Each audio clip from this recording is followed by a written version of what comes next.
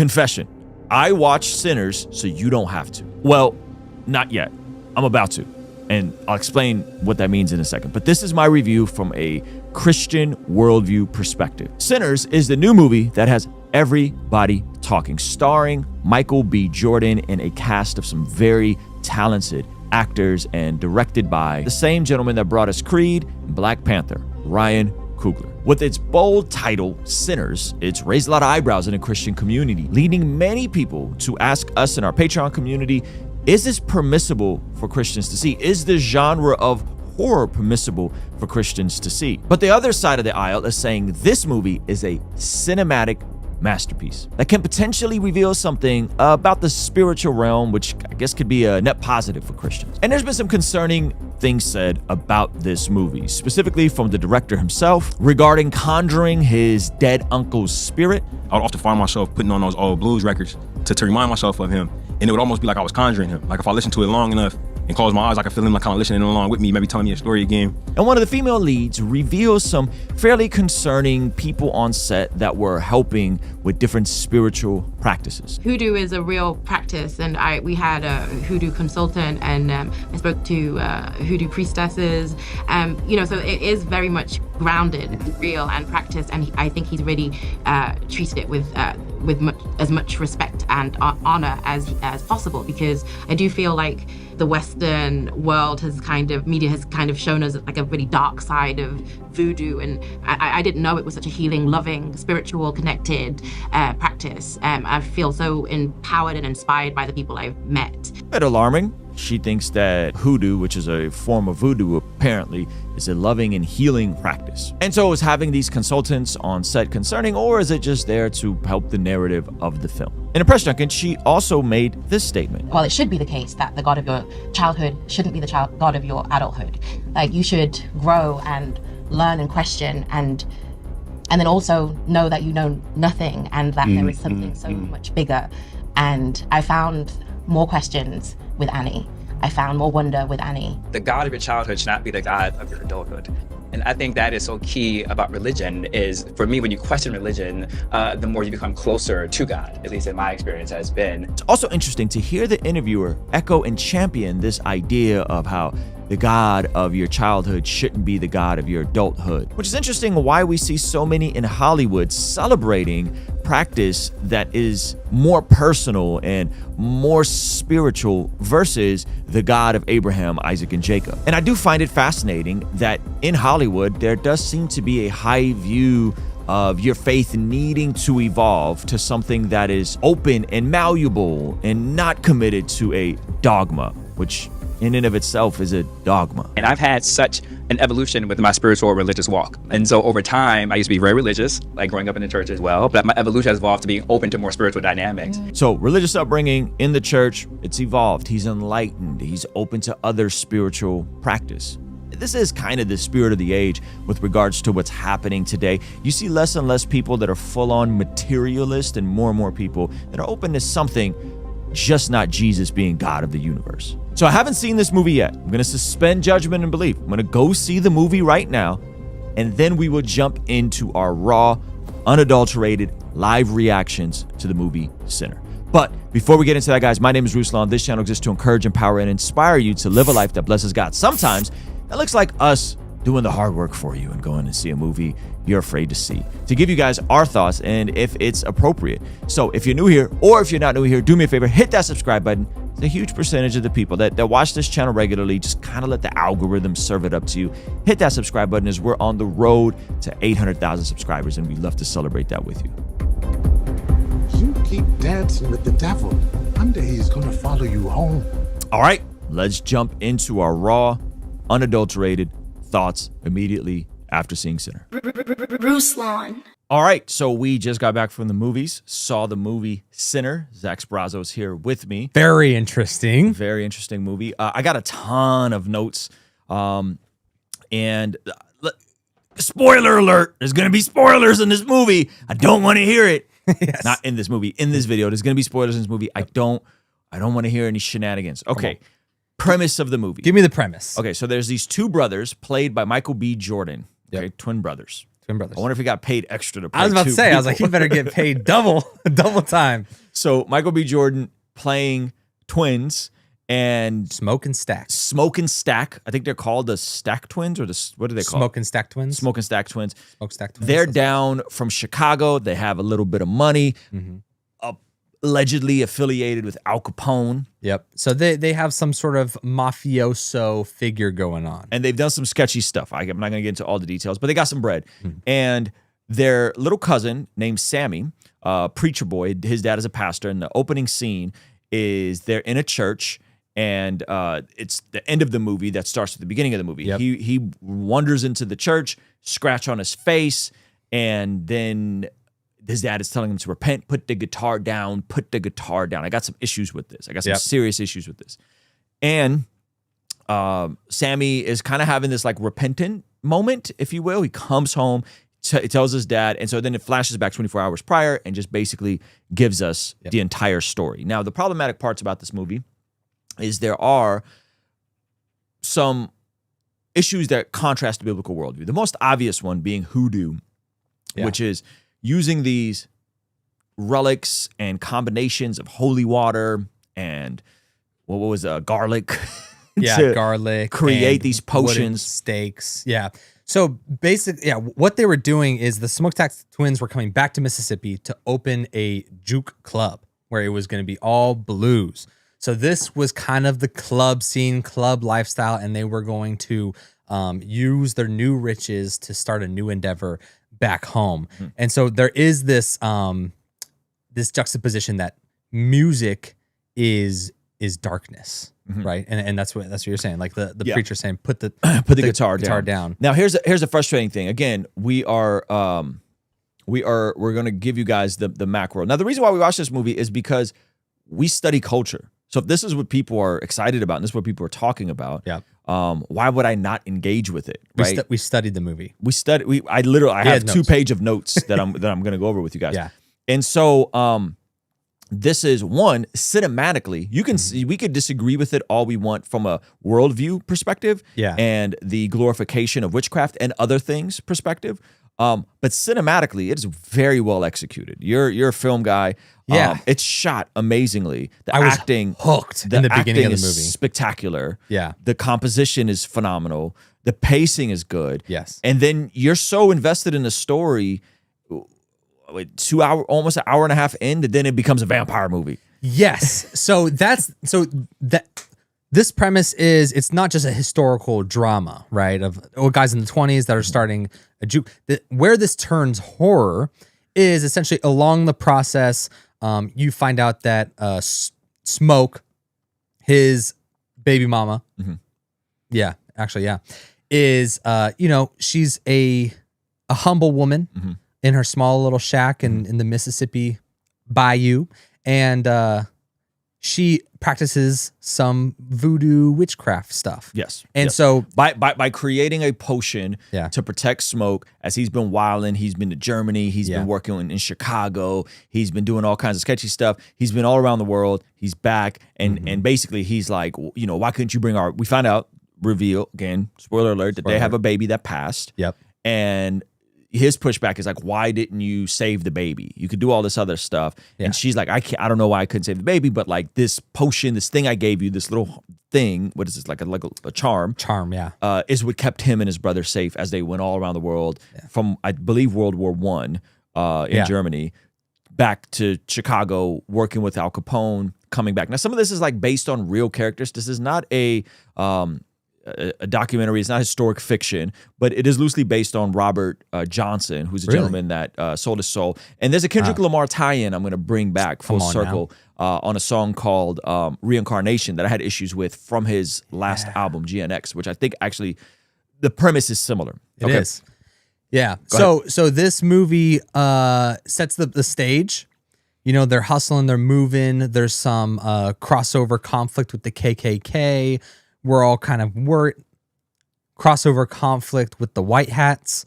We're all feeling a little worried.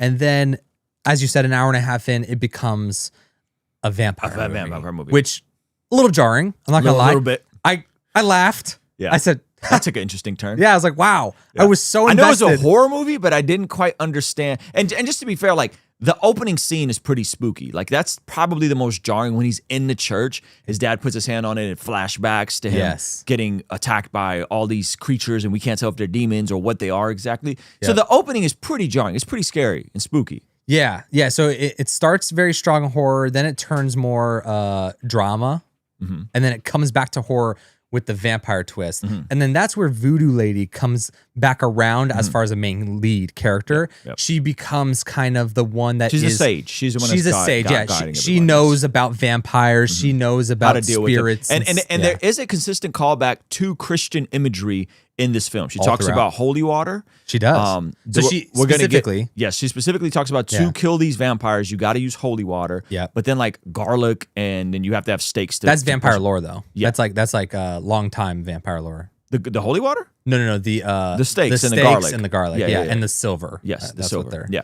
So that's the only way that you can go after these. So sorry, it wasn't 1920s, it was 1930s. Preacher Boy Sam has a gift, musical gift. Yes.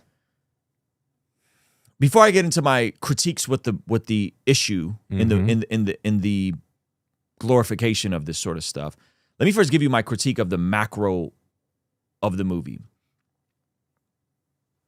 Why is Preacher Boy Sam not allowed to create church music in his church?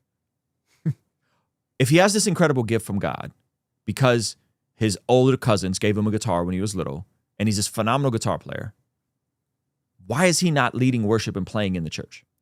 Yeah, it does kind of become the whole premise to him going off the deep end of it. He goes off the deep end to play in these clubs and these jukeboxes, which are all about gratifying the flesh. Yep. When he, in my opinion, should have been playing in his dad's church. Yeah.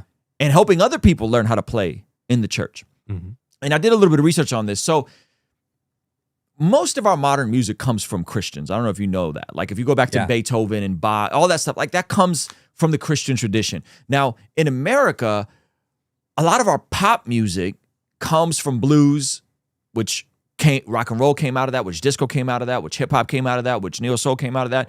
But there's also a strong parallel to gospel music. Yeah. And so blues and gospel music both come from the African spirituals, right? Gospel obviously directly more connected to the church, and then blues kind of outside of the church, but there's a lot of overlap there. And so almost all modern music can be traced directly back to church music and or the parallels of growing within blues, rhythm and blues. Yeah. Right? And so for me, the frustrating part is, why were these young creatives not better engaged in the church? Yes. Why were they not more encouraged to lean in to using their gifts within the church? Now, people can mock Protestants and rock and roll church all they want. Come on. And you can scoff at it all they want, but you know what? You know where the most talented people are in almost any region today? In the church. They're starting in the church. They're polishing their craft in the church. I don't care if they're filmmakers. I don't care if they're singers. I don't care if they're photographers. I don't care if they're graphic designers. They're in the church because the church today has made room for them. And it's not, oh, if you want to create something awesome, you got to go in the world and do that because that's secular and worldly and blues and rhythm and doesn't belong in the church. Yep. And I don't know what kind of church this was, but I didn't see any instruments in there besides the guitar that his dad took from him. So now you're creating this tension between his gifting that the Lord gave him and his dad withholding this from him and trying to make him to be a preacher boy, which is, again, another motif. In some circles, for instance, the only place you have to express yourself in the church is if you're a preacher or you're a worship pastor. But what about the person that wants to be a preacher in the marketplace? What about the person that wants to be a musician in the marketplace? Right? We just saw Brandon Lake and Jimmy Kimmel. Brandon Lake and Bob, what is the Jelly Roll on Jimmy Kimmel singing a worship song, right? And American Idol. And American Idol. And you could scoff at that all you want. But here's the behind the scenes. What people don't know is I just was with someone that knows Jelly Roll pretty closely. And through that relationship with Brandon Lake, who comes out of the church, Maverick City, Jelly Roll is having a massive revival and is on fire for the Lord. Allegedly, this is what I'm being told by someone that knows both of them closely and is working on Brandon Lake's Next Door together. And so I think when we create opportunities for art and music and media from the church and for the church, that's when, in my opinion, you engage the creative people. Because let's be honest, the creative people are a little weird. They tend to be more high in neuroticism. Yep. They tend to be driven more emotionally. And if those folks aren't engaged, that's going to be a problem. And I think some of these jukeboxes and the club scene, all that, is unfortunately the downstream effects, in my opinion, from watching this. And I'm not super versed on the black church and why they withheld people from being more engaged. But I think some of this is based in them not engaging the creative young people that they had. And so they felt like the only thing they could do to express themselves is to go out into the world. Yes. Well, if you remember from the first night before it turns left with the vampires, Preacher Boy is up on the balcony portion of the new juke club. And he's hanging out with Smoke. And Smoke is saying, hey, man, this isn't the scene you want to be in. Yeah. Basically, I found a real nice town. Black folks run it, right? There's no oppression of the white people there. This is one of the Michael B. Jordan twins. Yeah, one of the Michael B. Jordan twins is telling Preacher Boy. Preacher Boy has this wonderful night. He crushes it. Everyone loves it. He's up at the balcony, and one of the Michael B. Jordan twins tells him, hey, man, I found this really nice town. Me and my brother wanted to go there, but my dad was such a bad guy that the preacher in town Wouldn't let him come. wouldn't let us come in because he thought we would be just as bad. He's like, you're a preacher's boy. You should go there. Go to this town and make music. Because Preacher Boy wanted to go to Chicago. He wanted to go see the world. Yeah, he's like, bro, you don't want to do that. Yeah, and so Preacher Boy was like, this is the best night of my life. I'm gonna go chase the things. And he says, you don't want to do that. Go to this town, make music for the Lord. So he tells him, hey, you can get this same buzz, but clean and for the Lord and out of harm's way. I mean, at one point he tells him to make church music. Yeah. Makes him church music. So now, Yeah. So anyway, I have a lot of thoughts on this movie.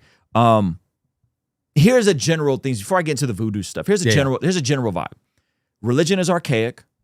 Yeah. Spirituality is enlightened. Definitely. The dad is trying to oppress his son's gifting and his ability and his godly ambition. Yeah. Right? Hello. Come on. And the twins who are running around doing sus stuff with Al Capone, got this drug money, illegal money, whatever, however they got their money, they're the ones that are creating the opportunity. And at one point in the movie, the good voodoo lady, the hoodoo lady, doesn't want to take one of the twins' money, his baby mom's, and because it's blood money, and he said, all money comes with blood. Yep. So that just goes to show you like the paradigm that it's painting of the people who have means and resources are people who've exploited people and taken advantage of people. Yeah. Or worse, it's blood money. Yeah. Right. So the framework of this entire movie is organized religion is bad, or at the very least it's inferior. She's the higher enlightened one. She has the true insight. She's the one with the real wisdom on how to deal with these things. And the dad, who's the Christian, is kind of out of touch and he's just too fearful, right? It doesn't dunk on the dad. It doesn't dunk on church. It doesn't dunk on Christianity, but it does in a way downplay it, right? And so playing music is demonized. Yeah. Church isn't good. And I think that those are some issues that I have from a macro standpoint. Now, here's also the other thing, and maybe we'll get more into this later, is the lust of the eyes, the lust of the flesh, and the pride of life. That is what's being celebrated. So there's celebration and glorification of adultery in the movie. There is a neutral approach to drunkenness. Yeah. Right? Like drunkenness isn't deemed as bad. It's like these are these musicians and they're just tormented souls and they drink alcohol. And we're kind of making light of it. Yes. Right? Yeah. So you have two glaring full-on adulteries happening in the movie. Yeah. One of them is glorified and it's made to look like a romantic story. The other one is how one of the Michael B. Jordan twins ends up becoming one of the vampires, right? And so the entire framing of this is not one where religion or faith in Jesus is celebrated. And by the way, Jesus is never said once in the movie. Yes. They just say, even when the dad is praying, he says, God, in your name we pray. The opening prayer and the end prayer. Yeah. So Jesus is never actually acknowledged once in this movie. I don't know if that was by design or what. And so, the theme is they're all sinners. They're all broken. And yeah, this is the opening and the closing scene, right? Where preacher boy Sammy comes back in to the church, and it starts this way and it ends this way. Yep. And so on a deeper level, if we go a level deeper, and then we'll get into some good ways I think they kind of acknowledged Christianity indirectly, maybe, or at least the Bible in a good way. In a negative way, there's also syncretism. It's combining Christian themes with things that the Christian worldview forbids. Yeah. Right. And so it wouldn't be the same as like in different Orthodox traditions, you might have holy water, you might light candles for someone, right? Yeah. It goes beyond that line of using objects and symbols to help people. It goes to the line where the objects and symbols have powers to cover people, right? Yeah. Where we would say we're covered by the blood of Jesus. And I loved lighting candles in the Armenian church for people, right? My mom still does that. I don't have a problem with like Catholics and holy water and that sort of stuff, right? But I think they go a step beyond anything within the realms of Christianity to where this charm she made for him is what's kept him protected and is the reason why he wasn't killed, and is the reason why his brother, one of the brothers, becomes a vampire, and then the good brother isn't able to be killed by the bad vampire brother because of this charm. So it's syncretism. It's combining this hoodoo, which isn't quite voodoo, but it's similar. And there's not a ton of it, by the way. For people that are like, the entire thing is voodoo and stuff, it's not. It's not. It's one scene of this weird hoodoo thing that she does, and it's the charm that she points out that this has kept you protected. Don't you know this has kept you protected this entire time? And there's the one other scene when she's calculating if she's going to die. If she's going to live, and she takes a bunch of stuff out of her pockets, and, and I guess somehow it means something. It means something, and she discovers she's going to die. She plays dice. So it's not like witchcraft. Like it's not like that. That doesn't mean that the subtleties are any better. They're not. Yes. Like the subtleties are terrible. The subtleties of organized religion bad. Music is viewed bad in organized religion. The world has a grasp on music. Rhythm and blues is transcendent all these genres, and there's this really interesting motif where it connects it to funk and gangster rap and all this sort of stuff, almost implying that, like, I feel weird saying this, but like black people coined all the popular music that is often self-destructive. It was kind of a Matt Walsh take. It was a kind of a Matt Walsh take. I leaned over to Chris and said, "This Matt Walsh is watching this, going, this is exactly what I'm talking about." Yeah, like it was weird. It was like, why? Which then again, lust of the eyes, lust of the flesh, pride of life. I get it. Music, media, the stuff that we gravitate towards are going to say your most baseline instincts to consume more, to sleep around, to commit adultery, sexual immorality. We're going to create art and music to enable and enforce that feedback loop of pleasure. And that's how that motif seemed of like and I just go, yeah, or as the church, and I don't want to speak on behalf of the black church, but as the church, we've done a bad job and we've relinquished this music that I believe all genres are God's music ultimately, and especially when you can find a through line and find gospel influences on all this sort of stuff. Come on, somebody. Right? And we've relinquished it, and it doesn't have to be used to gratify the flesh. It doesn't have, like, I just saw Forrest Frank at the San Diego Aztecs Arena, 10,000 plus people worshiping Jesus, probably the largest gatherings of Christians in one setting in California for that night, possibly in the country for that night. Yeah. Right? All worshiping Jesus to good music, like good music that has blues influence and has hip hop and has gospel and has worship. Yeah. And I just go, ugh, why? Why would the church give up something that it doesn't have to be the devil's? Yeah. It doesn't have to be Satan's.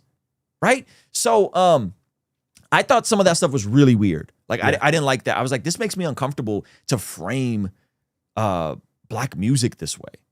To connect it to gangster rap and to connect it, right? To like it was a weird motif. Voodoo and like other stuff. Like it was all very much like the ancestors gave us this is What? from our core. This is how it's been from and the it's past. gratifying the flesh. It's not building. It's not ushering beauty. It's not building families. It's people drunk and partying. And it shows how that has transcended space and time over the last 100 years. Yeah, like, oh, this is normal. This is awesome. Like, what? So I did not like that at all. Okay, so now let's let me see. By the way, a lot of weird, fully clothed sex scenes. What was that? I felt so weird watching. Well, first of all, the first scene, the kids are out playing in the backyard.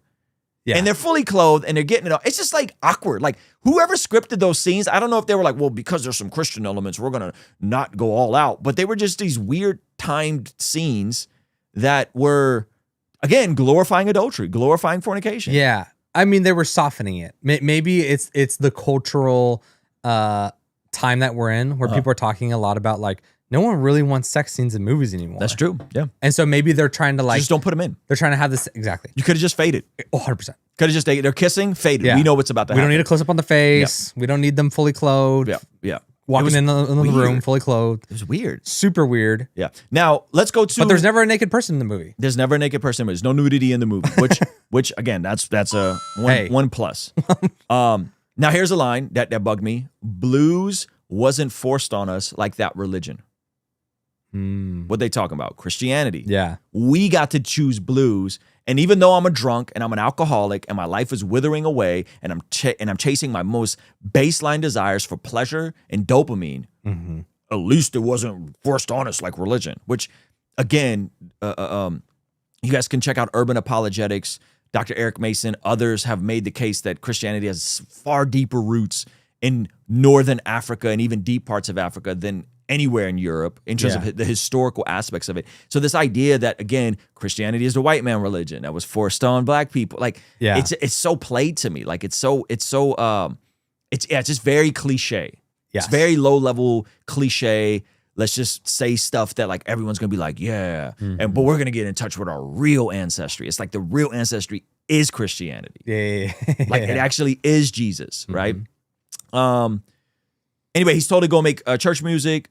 The depiction of white folks in it was kind of funny because the white folks are the original vampires that make everybody else become vampires. Yeah. And their music doesn't slap.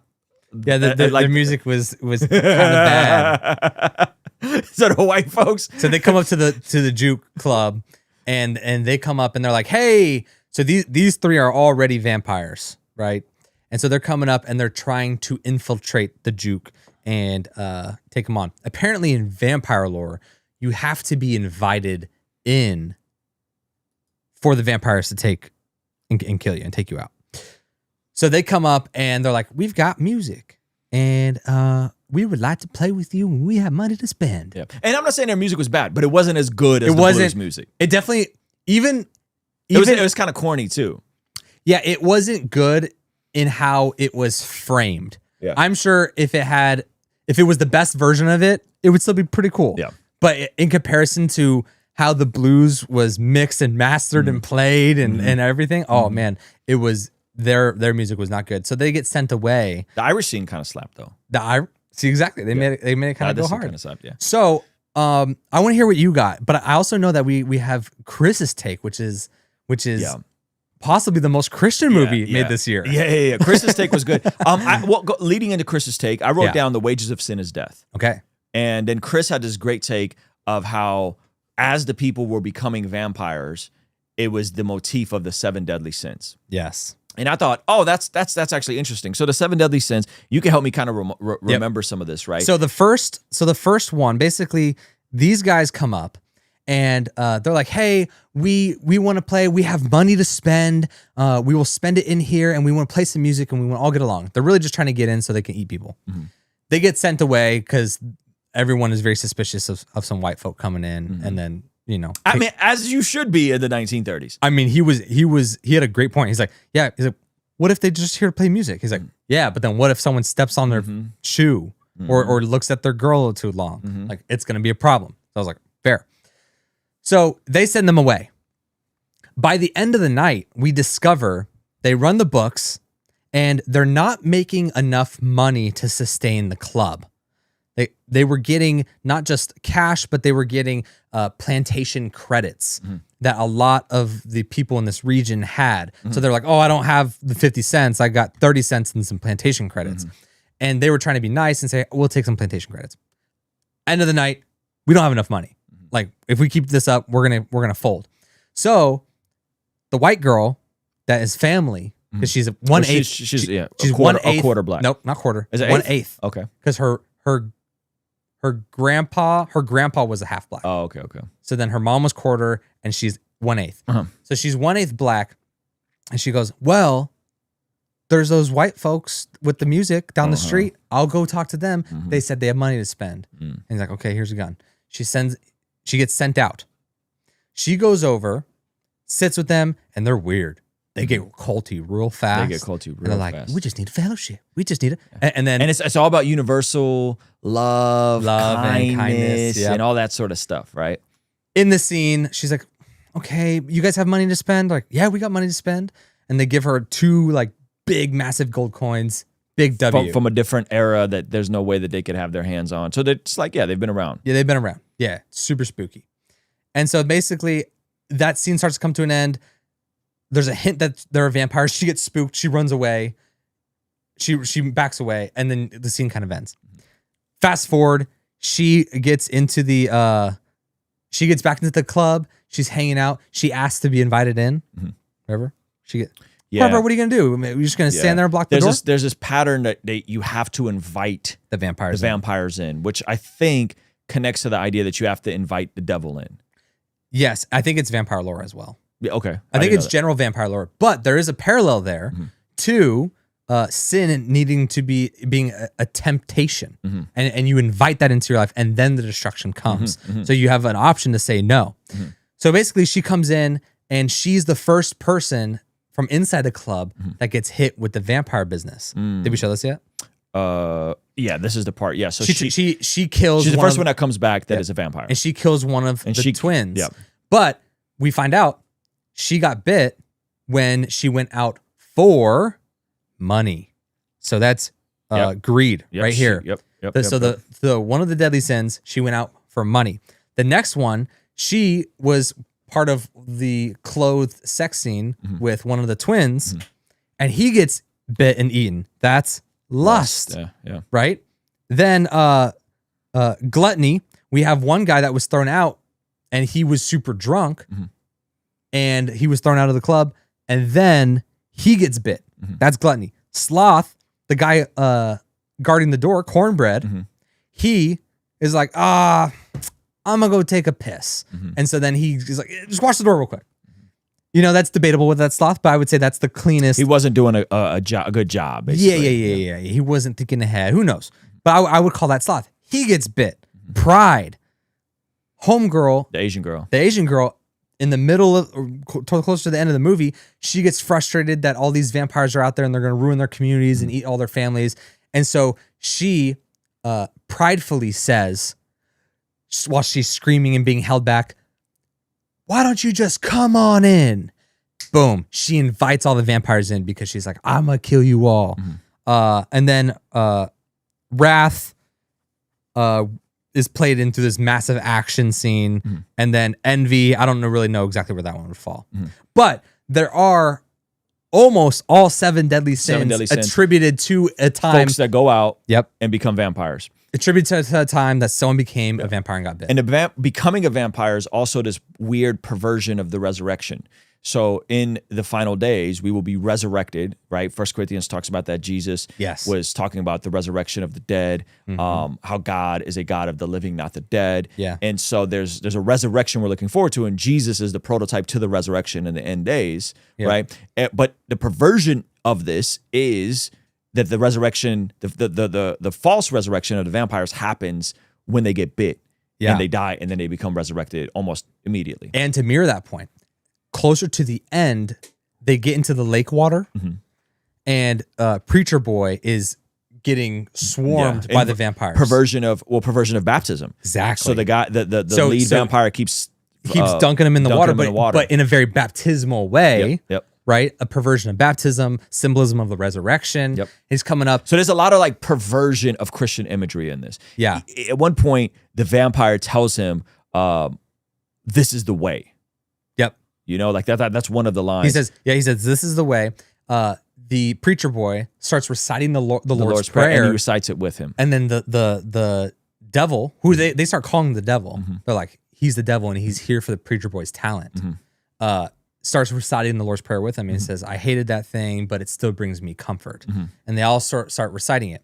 Now, some will say they're mocking Christianity, saying it has no power, but others would point to the fact that shortly after reciting the Lord's Prayer, even though the vampires mocked it, Michael B. Jordan character comes up, skewers him, kills him, sunlight comes up and kills all the vampires.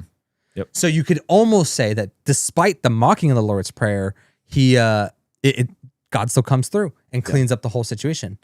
Now the question is, are they that smart? I listen. Writers sit with stuff for a long time, so it's very possible. How do you say his name? Coogler, the director? Coogler? I forget his name. Obviously, very talented director. Super. Amazing. I think the people that helped him write this, I don't think this was on accident, but even if it was on accident, it goes back to the deeper motif that we see the Jordan Petersons and the Jonathan Pageaus talk about. Like the stories that we find compelling, even though perverted, are still going to reflect the macro story and the logos and Jesus being within the word and the coherent nature of stuff, right? Yeah. And so if Ryan wrote most of it, even in something that's perverted, even in something that's minimizing the impact of the cross, because it's transcendent in a way, we'll still have a degree of, how do you say this? Have a degree of having a spiritual connection to it, like a Christian connection to it, because the best stories tend to have a Christian connection and people don't even know it. And right? Ryan Coogler was raised Christian. Yeah, he was in a raised Black Christian. Baptist So church. I don't think this stuff was on accident. I don't think it was on accident. I think a lot of this stuff was intentional. And there's a lot of interesting perversion. I guess my biggest thing was, I think this could have still been a slapper movie without needing to glorify hoodoo in it. Well, That's the biggest issue. I would go as far to say they intentionally, I was telling Chris this in the car, I feel like they intentionally had to not bring Jesus into it. Because it opens with church and it ends with the church scene. And it ends with him saying, okay, now he sees he comes in, he's bloody, beaten. Preacher boy had a rough night. The preacher's preaching. He says, come on in. I want you to denounce your sinful ways in front and commit your life to the Lord, essentially. Next scene, he's driving. He doesn't do it. He's still holding the broken guitar. And he's holding on to his ways. But in that moment, we see the preacher who told him, hey man, if you keep messing around like this, the devil's going to follow you home. Yes. Then the devil follows him home. He comes back to church and they have to intentionally go out of their way to not make this a prodigal son story. So that's good. When someone's beaten, they go back to their comforting place. Yeah. That's what I thought it was gonna be. That was gonna be a prodigal moment. It wasn't. And I feel like that's almost not even realistic to human nature. So that's why I feel like they had to try really hard to make this not a Christian movie. And I also feel like they tried really hard to make the voodoo not look scary. Yeah. Like they try to make it look like, oh, just new age spirituality. It's like, man, this has always been scary. Then the credits roll. And we see Preacher Boy when he's really old playing in a club.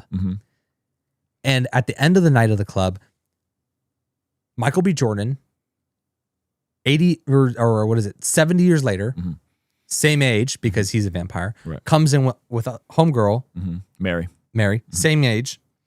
And they come in and they're like, it's good to see you, Preacher Boy, or whatever. And they're like, I promised my brother before I wouldn't harm you. I wouldn't harm you. Yeah. In your entire life. So the good Michael B. Jordan let the vampire Michael B. Jordan live. But then he sits there with Preacher Boy as Preacher Boy's in his old age, and he's like, man, you've got so much talent. You could do this for all of eternity if you just join us.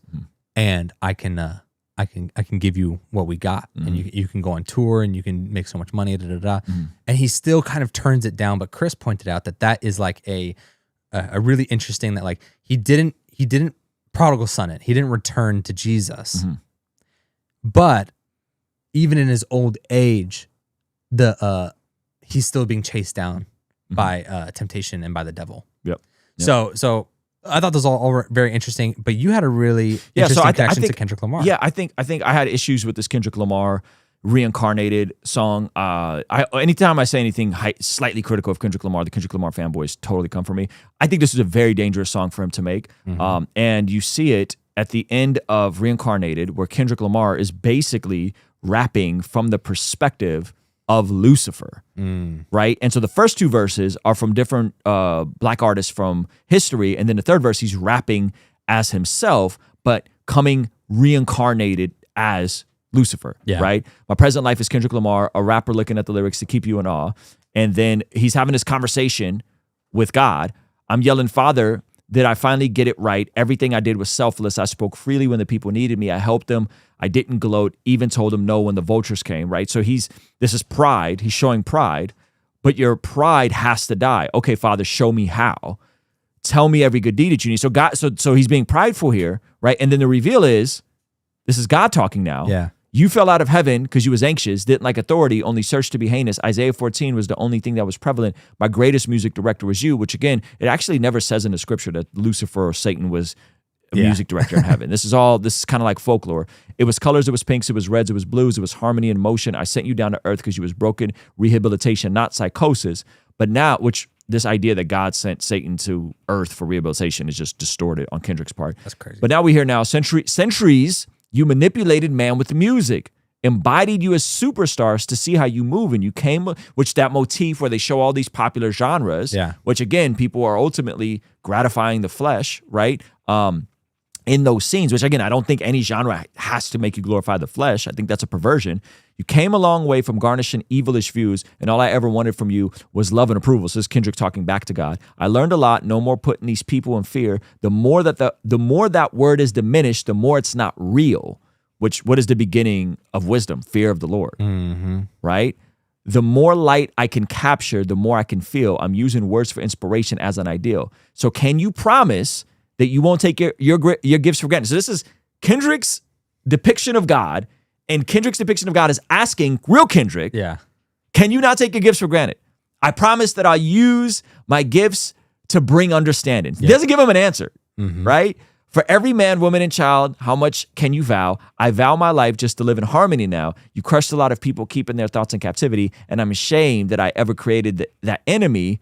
Then let's rejoice where we at. I rewrote the devil's story to take our power back, carnated. So Kendrick then writes a verse about being reincarnated as Lucifer. Yeah.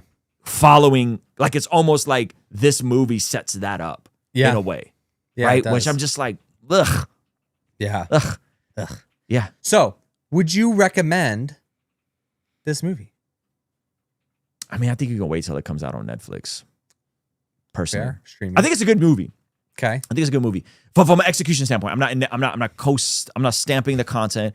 I'm not stamping the themes. I'm not stamping the syncretism. I'm not stamping the worldview. I'm not stamping playing fast and loose with Christianity and trying to make it seem as if this is archaic position. Yeah. I'm not stamping any of that. As a movie, it's a good movie. It's well shot. It's well executed. Well written. It has a great pacing to it. The vampire stuff is a bit jarring. It's scary. It's also just a little ridiculous. It's a bit ridiculous. It's a bit over the top. So I'm not recommending it. I think it's something you can watch when it comes out on Netflix. If I'm honest, I do feel conflicted paying for it because this just enables them to keep making stuff like this. Where I think had a couple tweaks and had you removed some of the hoodoo and had you adjusted some of it, I think it still could have gotten the point across that it was trying to get across and still been like a fun vampire movie without like the subtle jabs of Christianity and the glorification of this hoodoo stuff and the witchcraft, which again is rather minuscule, but it's still made to appear equal or on the same playing field. And we just don't see that. We see a clear forbidding of this in scripture. And anybody that tries to blend it, I don't care if you're doing Christian tarot cards, I don't care if you're doing Christian psychics, I don't care if you're doing new thought, I don't care if you're doing manifestations, I don't care affirmations that you're God's chosen one, all of that sort of stuff. I think needs to go. And I think that stuff needs to be not played with, not glorified, not celebrated. It's not Jesus and that. It's not church and that. It's not that and the church. Yeah. Like that is clearly forbidden in scripture. And I don't think people should be playing with it in movies, even non-Christians. I think you're really dabbling with some stuff that you don't really understand what you're dabbling You're with. saying as actors. As actors, Yeah, like yeah. I think, and even them talking about it on the sets, it just made me very like uncomfortable. It's weird. Yeah, I think the movie was. I have a hot take. Okay. I don't think it's worth seeing. Okay, why is that? I think the original premise before it turned into a vampire movie was way more interesting. It was. These two twins Yeah. that were buddies with the Italians and Al Capone, robbed the Irish and the Italians to go bring all their supplies down and start a juke in Mississippi. And then they have some run-ins with the KKK members who are selling them property and all this stuff. I was really bought into that. And then it turned into this vampire bit. And without the vampire bit, the whole voodoo stuff wouldn't even be necessary. And so the blues movie tie-in, so that's separate. I like that more. And so I was kind of disappointed when it went vampire. Then from a spiritual perspective, I think it was so I watched some movies and it makes me go, wow, I want to be a filmmaker. And the first half of the movie before the vampire bit made me feel that a little bit. I was like, wow, that's cool. How the movie played out and ended, and like intentionally missing the prodigal son bit, intentionally not giving any props to the father, who's the priest or pastor in the beginning, who said, don't even get involved. Like his life already would have been so much better. There's no props. He just denies him again and drives off to Chicago. All of that stuff didn't leave me feeling like I want to become a filmmaker. It just left me feeling like, man, this is what like 5 and 2 studios and like Dallas Jenkins are good for. Because there's these movies that have just like no brainer, awesome ties in that also tie into Jesus, but are completely missed. And then the cast goes on to interviews, start talking about how they're more interested in connecting with the roots of voodoo and hoodoo and all this. And God is, God of your childhood shouldn't be the God of your adulthood. And so it's like seeing the brain rot behind the movie with the movie missing the mark. And the vampire thing that wasn't super gratifying. Like it wasn't scary enough for me to be like, oh, I'm gonna go watch a horror movie. It was kind of ridiculous in that sense.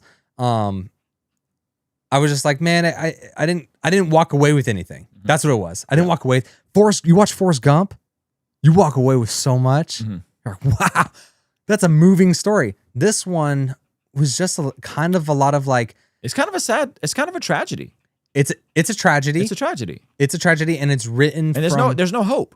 Yeah, There's literally no hope at the end of the movie. There's no hope. He's just old. Yeah, he's old in a club and being like, and he played his music for the devil again, and then was like, nah, I'm good. Yeah. So syncretism is the word that I think encapsulates what the director was trying to do: the amalgamation or attempted amalgamation of different religions, cultures, or schools of thought, the merging of different inflectional varieties of a word during the development of a language. So it's blending things together that shouldn't be blended together, right? And we see this in the church. By the way, there's a massive lawsuit going on between two of the most influential charismatic black leaders right now.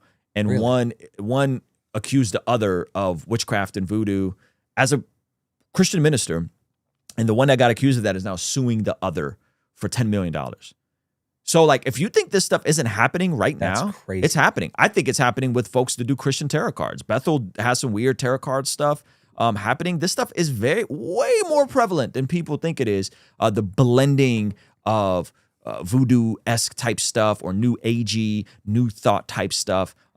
We talked about it in my conversation with Melissa Doherty. So anyway, those are my thoughts. Hopefully you guys enjoyed this breakdown. Let me know if you want to see more videos like this. And if you want to see how synchronism is prevalent in many charismatic streams, check out my conversation with Melissa Doherty. All right, we're out of here, guys. Peace.